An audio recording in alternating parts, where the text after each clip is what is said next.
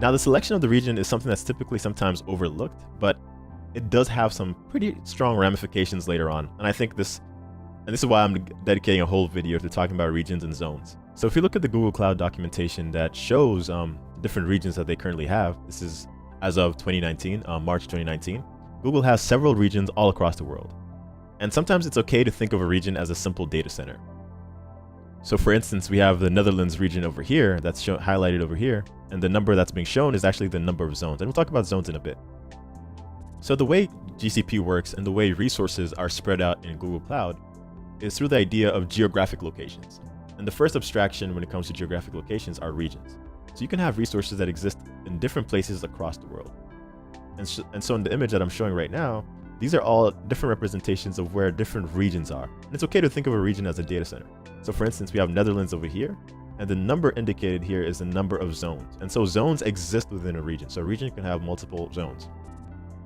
So if we just use Google Maps to kind of outline regions, sometimes it's actually cool to actually see what a region looks like. It's simply a data center, right? And the different zones could be represented as these different buildings. So you could have, for instance, you could have one zone here, let's say A, B, and C, all housed within this data center. And so when you're creating a compute engine resource, compute engine resources are zonal resources. So if you ever create a VM, for instance, it's going to be created in one of these different zones. So if we select, let's say, Europe West 4, and Europe West 4 is in the Netherlands, and we create, let's say, Europe West 4A, it'll create your VM somewhere here. Now, I'm not too sure which one's A or B or C, but you can typically think of it that way. So one important thing to consider when selecting a particular region, and I'm just showing a map here just so we can visualize it, is Google has certain resources that exist within certain regions.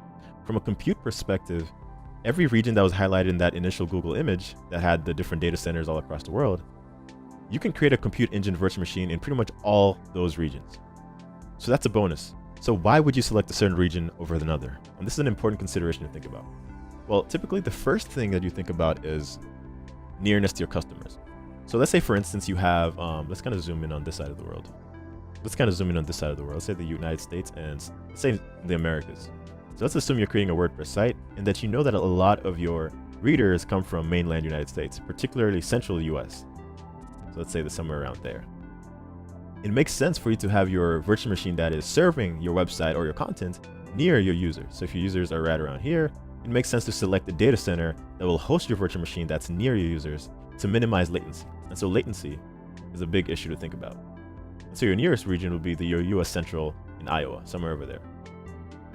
So having your WordPress site near your customers will ensure that your latency is reduced. Another factor that you may want to consider is, so let's say your WordPress site grows in capacity and you have different compute instances all across America, but you choose to have your storage in certain places. So let's say you have all your storage resources in LA, somewhere over there. Let's say this is your storage, and you have virtual machines that process the information that's been stored. Let's say you have images that you need to compress. It also makes sense to have your VM near where the storage facilities are located.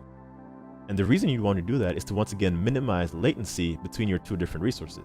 So if you had, let's say, your storage here and like your virtual machine that is serving or processing that content all across on the other side of the United States, well, you have this massive land to cover and you can't beat the speed of light. And so your latency will increase because all the data that is stored here will need to communicate with data that's stored there. And that back and forth over a long period of time will just increase how long it's going to take to process that data. So sometimes it's of best interest for you to keep a lot of your resources close to each other. And so that's the second point to think about. And so one last factor that I often feel is overlooked comes to data regulations and information privacy laws. So wherever you choose to create your virtual machine, wherever your VM resides, will fall underneath a certain jurisdiction of that particular place. So for instance, in Europe, Europe has the GDPR regulations that we're all familiar with, after getting all those emails and spam the moment you open a website that's hosted in Europe or something. You get all those GDP emails or notifications saying, hey, listen, your data is protected under this particular law because it's stored in Europe or it's been accessed in Europe. We all know of the different data breaches that have been happening to pretty big companies like your Yahoo, your LinkedIn, your MySpace, like people's MySpace accounts being hacked. Well, all these regulations have different impact all in different parts of the world. What's interesting is that in the United States, the US is not really caught on to a lot of the laws within GDPR. And to make matters worse, certain states, certain privacy laws are different within different states. So if you're in Arizona, it could be different than if you're in California. So having an idea of how these laws are implemented and what that means for your data is pretty important, especially when, for instance, your app becomes pretty big and users start to question, hey, is my data secure? Can anyone access it? So for instance, one requirement in GDPR is for companies that are of a certain size, there needs to be a well-documented reason as to why you're, for instance, gathering user information. That may not apply in a different part of the world, like let's say in Kentucky. So you need to make those different decisions. And Google has different data centers, and it's important to kind of familiarize yourself with the laws of certain places before you just go ahead and create a VM in a certain place that's accessing resources that perhaps may be legal, or it could be under, for instance, if it gets subpoenaed by the FBI, and if you're in the United States, certain states are obliged to give that data. Well, the exact opposite is true in Europe, where no government can request personal information just like that. So that's something for you to think about. And typically comes to bite people in the back way later on in life.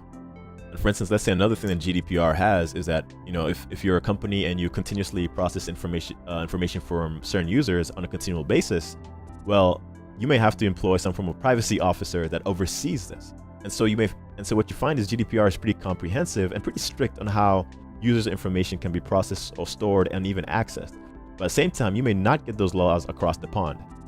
So that's important to notice. And what I've seen in my experience is a lot of these rules and laws come to bite people in the back way down the line when it's pretty much too late for you to do any form of large-scale migration. Even though that is possible, you may be in violation of some form of data breach or whatever it is. You may be in some form of violation of some privacy law that you did not probably read about. So my goal is not to kind of scare you guys.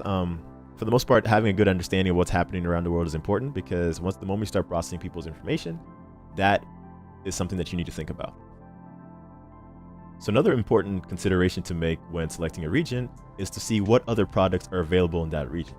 So let's take Oregon as an example. You may have a compute engine resource that is, for instance, processing some data in a particular database. Let's say you have a mobile game that was built using Firebase's Firestore, and you've opted to create a compute engine resource in Oregon. Notice at the same time, Firestore does not exist within Oregon. And so for you to ensure that you have low latencies between your compute engine resource or your Firestore, it's important for you to realize that not all resources may exist within one particular region. And so that may be of importance to you, and you may have to choose that, hey, you may have to make the decision like, hey, listen, I'm going to push my compute engine resource to LA instead of Oregon, because I realize that LA has the ability to create So another important factor to consider when it comes to the selection of regions is nearest to existing resources. I know I've touched on this a little bit, but I think it's important to also visualize this. And Google have done a good job when it comes to showing what products exist where. So let's say you have a group of developers that have created a database for their users or their game or whatever it is on Firebase Firestore. Well, in our example, for instance, Los Angeles has the ability to create So let's say you have a company that's creating a game, and your mobile devs have decided to create their database using Firebase's Firestore. What's important to note is Firestore only exists within certain different. So let's give an example of how keeping resources close together may help out. So not every resource that GCP offers exists in the same region. So you can't assume that just because you have a compute engine instance in one place that you'll have something like a database in the same region. So here's an example. Within the documentation, Google have outlined products that are available by region. And if you're a game, let's say for example, you're a games company and your mobile devs have decided to use Firebase's Firestore as some form of data platform. If you have, let's say, an operations team that is, let's say, getting or grabbing at pulling analytics from Firestore and running their own analytical processes using compute engine, well, it makes sense to kind of think, okay, cool. We have Firestore running in LA because guess what? Firestore exists within LA and not in Oregon or Iowa. It makes sense for your dev team that's working on analytics using compute engine to also have your compute engine resources close to your Firebase Firestore stuff. And so if you're doing real-time analytics, let's say your game depends on that real-time analytics, the difference between having your compute engine VM in the same region as in a totally different region makes a big difference, especially if this data is required at real time and a lot of users are using it. So making those small alterations and realizing, hey, we can kind of bunch enough resources in the same region to reduce latency is an important factor for you to consider. I just want to make a little caveat here. Just because you select a region doesn't mean that that VM has to be there for its entire duration. you can save the snapshots and create a new virtual machine in a different place. It's not like once it's set in stone, you have that flexibility. I'm just letting you know beforehand so you don't have to go through that whole process later on. What's also interesting to note is that Compute Engine is one of the few resources within GCP that exists in every single region. You may have App Engine existing in certain regions or Cloud Functions in certain regions. Compute Engine is one of the few resources, I think, and also load balancing and other networking facilities that exists in every single resource, in every single region, and cloud storage as well, as you can see.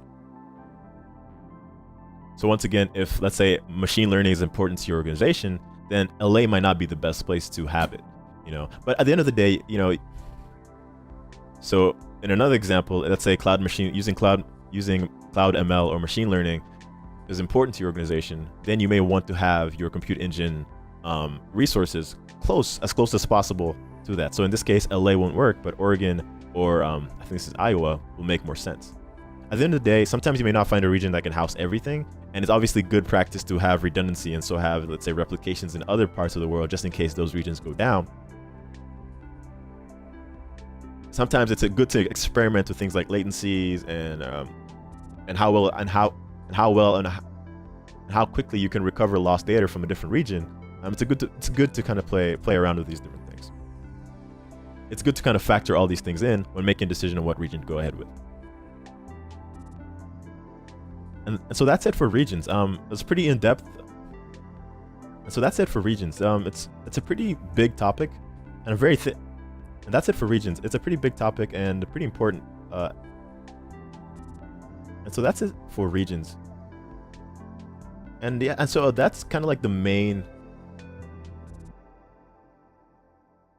And so that's kind of like the bulk of the decision making you'd want to make when it comes to regions.